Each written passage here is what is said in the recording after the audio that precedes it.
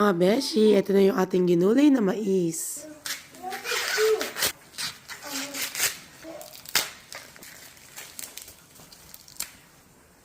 Normally talaga ang ginagamit ay kulay puti. Kaso ito lang yung ating available. Naggadgad ako ng ilang pirasong mais, iniwa at ginayat ko. Sa isang mait na kawali, naglagay ako ng mantika. Una ko muna nilagay yung ating mga bawang at sinunod ko naman yung ating sibuyas nung maluto. Tapos ay sinunod ko na yung ating mga ginayat na mais. At dahil sa bawis life, eto't napasobrang ako. Pero okay lang yan, re-remedyohan natin mamaya. Tinimplahan ko na rin to sa may asin at isang nor cubes. Pakukulain ko lang to ng mga 20 minutes. At saka ko naman ilalagay yung ating mga hipon. Kahit naman ano mga beshi, pwede nyong ilahog dyan, tinapa. Napasobrang ako sa sabaw. Kaya eto, nilagyan ko ng ating slurry. Pinaghalong tubig at cornstarch. Tikman nyo muna bago nyo i-serve. At i-adjust nyo na lang yung lasa kung kulang pa rin. Dahil winter, walang malunggay. Ito ang inilagay ko, ang baby spinach. Very mild lang yung lasa niya. Pero masustansya. So ayan, meron na tayong ginulay na mais. Mas masarap kung may hagod. Yan lamang po, happy